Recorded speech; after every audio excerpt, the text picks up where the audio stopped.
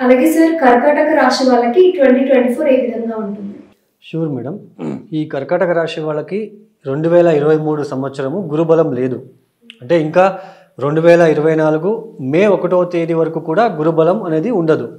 అంటే దశమస్థానంలో సంచారం చేస్తున్నాడు కాబట్టి కాస్త ఇబ్బందులే ఉంటాయి. సో ఉద్యోగంలో చాలా ఇబ్బందులు, లేకపోతే ఎవరైతే ఉద్యోగ ప్రయత్నాలు చేస్తూ ఉంటారో వాళ్ళకి సరైన ఉద్యోగం లభించకపోవడము, తర్వాత గృహంలో కూడా కొద్దిగా పీస్ లేకపోవడం లాంటివి, తర్వాత అష్టమ మనకి శని కూడా వీళ్ళకి, నవమ ఈ యొక్క రాహు, తృతీయ కేతు బలం ఉంటుంది.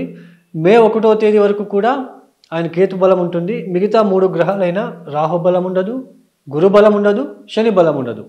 అయితే ఈ కర్కాటక రాశి వాళ్ళకి మే 1వ తేదీ నుంచి గురువు గారు లాభస్థానానికి వస్తున్నారు.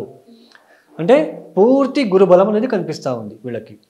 సో ఇన్ని రోజులు ఏదైతే ఈ యొక్క ఉద్యోగంలో ప్రమోషన్ రావాలి అనుకొని అవి వాయిదా పడుతూ వస్తున్న వాళ్ళకి ఈ టైంలో ప్రమోషన్లు అవ్వడము, తర్వాత ఫారిన్ ట్రావెల్కి వెళ్ళాలి, లేకపోతే ఈ ఉద్యోగంలోనే నాకు ఫారిన్ ఛాన్స్ దొరకాలి అనుకున్న వాళ్ళకి ఈ ఒక సమయంలో ఈ యొక్క మే 1వ తేదీ నుంచి, అంటే 2024 మే 1వ తేదీ నుంచి ఎప్పుడైతే గురువు గారు లాభస్థానానికి వచ్చేస్తారో అప్పుడు డెఫినెట్లీ ఫారిన్ ట్రావెల్ కూడా చేసే ఆస్కారాలు ఇక్కడ కనిపిస్తున్నాయని చెప్పుకోవచ్చు. తర్వాత ఈ యొక్క గురువు గారు లాభస్థానంలో కూర్చొని పంచమ స్థానాన్ని చూస్తున్నారు. సో పంచమ స్థానాన్ని చూస్తున్నారు కాబట్టి విద్యార్థులకి చాలా బాగుంటుందని చెప్పుకోవచ్చు. ఎడ్యుకేషన్ చేసే వాళ్ళకి మంచి మార్కుల్ని సంపాదించుకోవడానికి అవకాశాలు ఇక్కడ లభిస్తాయని చెప్పుకోవచ్చు. తర్వాత తృతీయ దృష్టితో కేతువుని కూడా చూస్తున్నాడు. అంటే కర్కాటక రాశి నుంచి తృతీయ స్థానమైన కేతువుని, కన్యా రాశిని గురువు గారు వృషభ రాశి నుంచి పంచమ దృష్టితో చూస్తున్నాడు. కాబట్టి సోదరులతో ఏమైనా విభేదాలు ఉన్నట్లు కనుకైతే అవి ఇప్పుడు తగ్గుముఖం అవ్వడానికి ఆస్కారాలు ఎక్కువగా ఉంటాయి.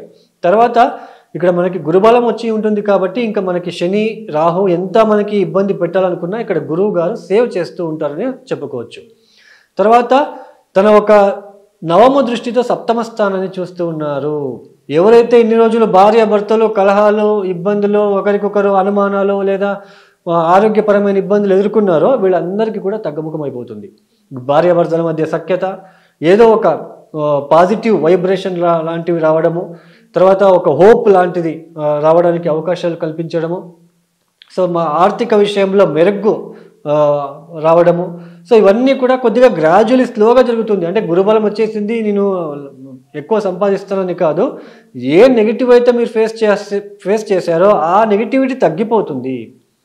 సో పాజిటివ్గా మీకు ఒక రూట్ అనేది బాగా కనిపిస్తూ ఉంటుంది. సో ఉద్యోగ విషయంలో కావచ్చు, పిల్లలకి చదువుకునే పిల్లలకి ఎడ్యుకేషన్ విషయంలో కావచ్చు, సోదరులతో ఏమైనా సఖ్యత లేకపోయి ఉన్నట్లు కనుకైతే, లేదా నైబర్స్తో ఏమైనా గొడవలు ఉన్నట్లు కనుకైతే సో అవన్నీ కూడా తగ్గుముఖమయ్యే ఆస్కారము. తర్వాత భార్యాభర్తల మధ్య ఇబ్బందులు ఉన్నట్లు కనుకైతే అవి కూడా తగ్గుముఖమయ్యే ఆస్కారము. పెళ్లి కాని వాళ్ళకి కూడా పెళ్లి అయ్యే సూచనలు, ఇవన్నీ కూడా ఈ ఒక సంవత్సరంలో కనిపించడానికి అవకాశాలు ఎక్కువగా ఉంటాయి. అయితే వీళ్ళ యొక్క దశాభుక్తిని కూడా వీళ్ళు చూసుకోవాలి. ఏ దశాభుక్తి జరుగుతూ ఉంది, దశాభుక్తి కనుక బాగా ఉండి ఇప్పుడు గురుబలం కూడా మే 1వ తేదీ నుంచి వస్తుంది కాబట్టి సో డబల్ బెనిఫిట్ అవుతుంది. అంటే వీళ్ళకి ఇంకా బాగుంటుంది అని చెప్పుకోవచ్చు.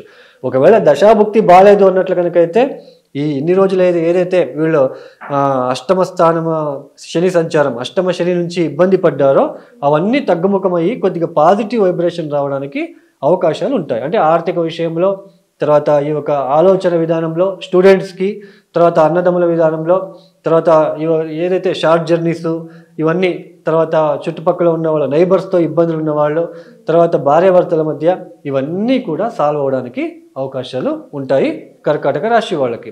ఈ కర్కాటక రాశి వాళ్ళు తప్పనిసరిగా చూడండి ఇక్కడ నవమ స్థానంలో ఉంటున్న రాహుకి కొద్దిగా కూల్ చేసుకోవాలి. అంటే అంబాభవాని దేవి వస్తుంది, అంబాభవానికి పూజలు చేయించుకోవడము, అంబాభవానికి కొబ్బరి బొండం నీళ్లతో అభిషేకాలు లాంటివి చేయించుకోవడము, ప్రతి గురువారము దత్తాత్రేయ క్షేత్రానికి వెళ్ళి 108 ప్రదక్షిణలు చేసుకోవడము. ఎందుకంటే ఆల్రెడీ గురుబలం ఉంది, ఇంకా ప్లస్ అవ్వడానికి 108 ప్రదక్షిణలు చేసుకోవడము, అక్కడ ఉన్న వాళ్ళకి కొద్దిగా లడ్డు లాంటివి తీపి పదార్థాలని పంచిపెట్టడము, తర్వాత ప్రతిరోజు ప్రదోష కాలంలో సాయంత్రం పూట ఓం నమ శివాయ ఓం నమ శివాయ ఓం నమ శివాయ శివ పంచాక్షరి మంత్రాన్ని ఎన్నిసార్లు చదువుకుంటారో అంత అష్టమ శని నుంచి విముక్తి పొందుతారు. తర్వాత నువ్వులని బాగా బెల్లంతో కలిపి మిక్స్చర్ చేసేసి ఆవులకి తినిపించడము, గోశాలకు వెళ్ళి కొద్దిగా ఒక 8 శనివారాలు తినిపించడము, ఇవి చాలా ఫేవరబుల్ రిజల్ట్ ఇవ్వడానికి అవకాశాలు ఉంటాయి. శుభమండి.